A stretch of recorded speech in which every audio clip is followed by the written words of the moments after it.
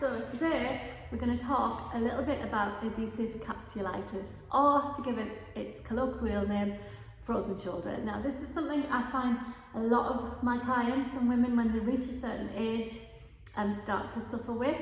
It's horrendous. You cannot move your shoulder at all. There's not a lot you can do about it once you've got it. Once it's frozen, you're just going to kind of like wait it out and manage the pain. So prevention is definitely the best cure for a frozen shoulder. Now it happens to women as they start to hit the peri to postmenopausal woman, because nobody really knows why. There's a few factors that can influence it, but nobody really knows why. But it is something that the menopausal woman suffers with more, statistically more than any other group. Okay, so frozen shoulder. I want to talk a little bit about fascia for this because it's really important. Like I said, prevention is better than cure for frozen shoulders. This is a quote from Tom Myers, who wrote a really good book. It's a bit of a hero of mine, called Anatomy Trains, and I'll just read it to you. The aging of the fascia is a key factor in many age-related changes that happen as we get older. It is commonly known that hydration is critical to the youthfulness and suppleness of the fascia, because as the fascia dries out, it begins to fray or stiffen. So the fascia is all over your body. If you wanted to see fascia, next time you've got a chicken breast and you cut into it, you'll see there's like a little tiny layer under the microscope. It looks like cobwebs, and it's all over your body. It's what holds your organs in place, and it's everywhere. The scientists, anatomists, just used to cut it away, thinking there wasn't, and it didn't do anything. But now they're realizing that fascia is actually interconnected, and it talks to other bits of fascia. Now, keeping that nice and supple, and when he says hydrated, he means moving it and pushing the good blood cells into it. It's really important. That's what they've realized now, that actually moving your fascia is just as important as moving your muscles. Now, when we're talking about frozen shoulder, there's quite a few key factors. I'm just going to lift this up, that scientists are now realizing could contribute. We've already kind of mentioned estrogen deficiency. That's one of the things that they're not entirely sure why women who are peri to postmenopausal get frozen shoulders, but this is one of the factors that could influence it significantly. What's this one? Poor alignment. Now, as we get older, you may have noticed that your breast size has changed. When was the last time you got measured for a new bra? That can have a massive impact upon the amount of weight that's been transferred down through the shoulders. So if you are suffering frozen shoulder and you're noticing that your boob size has changed, it's well worth getting re-measured for a bra and making sure you've got that support. Postural changes as we get older. We spend our lives hunched forward. Women as well in particular, we breastfeed, we pick up children, we lean forward a lot. So that can, as we get older, that can have a massive impact and draw the shoulders forward. Diabetes and metabolic syndrome. So metabolic syndrome is a collection of things like high blood pressure, diabetes, that can influence, so as your belly size starts to increase, that's a good test for whether you've got metabolic syndrome. Is your tummy increasing? So that's a massive factor in whether you have the stiffness and pain through your joints. Cardiovascular disease. Remember, heart disease is still one of the biggest killers, if not the biggest killer. I think dementia's just recently took over, but heart disease is second. People always think it's breast cancer. It's not. You've got to look after your heart. Dehydration, this is massive.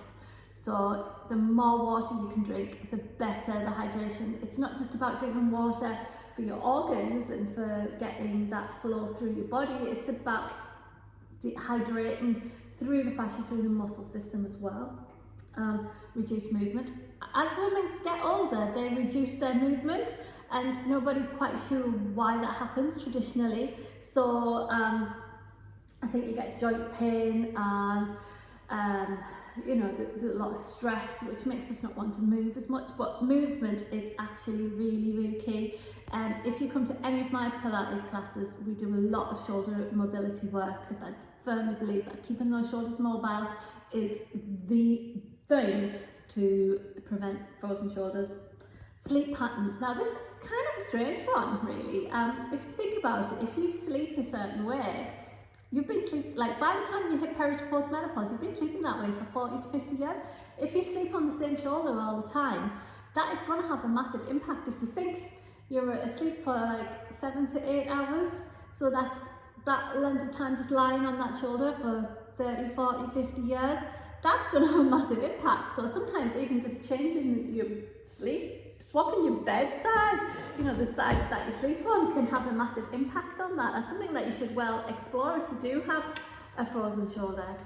So like I said, some of the factors that you can do to improve it: cut out sugar, massive. That is going to stop the insulin from rising in your body and putting all the fat around your center.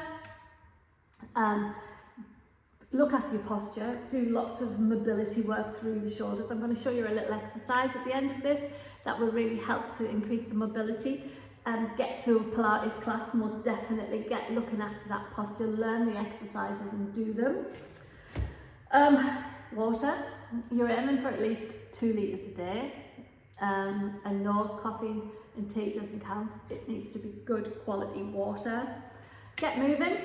Walking, don't sit for long periods of time in bad posture, get your bra size measured, and just think about sleep, where you sleep, different sleep patterns. Try changing the side of the bed that you sleep on, something as simple as that. Like, some of these solutions aren't rocket science, but they can really make a massive difference, and there might be something that you haven't really thought about before, especially if you're having stiffness in the shoulder joint. Okay, I'm going to show you an exercise now that will really help to get that mobility in the upper back, which is called the thoracic spine. Okay guys, so this is one of my favourite exercises for the upper thoracic spine and the shoulder. It can really help you after you've been sat down all day at a desk, or if you've just got that achy feeling. Releasing the fascia at the front of the body will really help the back of the body to be mobile and pain-free. So we're going to start on all fours, and you're going to turn your hands, your fingers to face each other. And we're going to take one hand to the ear, so like you were going to do a salute. Okay, so just the hand to the ear. And then we're going to push that elbow, we're going to rotate, this inside arm can bend, so we're going to bend that arm, push that elbow through as far as it'll go, and then open as far as you can go. Now if we combine that with the breath, so we take a deep breath in, and then exhale as you push through. Inhale as you open up. Exhale as you push through. Inhale as you open up. Exhale as you push through. So you want to do this about 8 times. And then swap sides, do it on the other side. If you're just after one side, just come up, have a little assessment of where you are, how you feel, how that shoulder feels. It feels a lot looser and a lot more mobile. So now off you go and do the other side.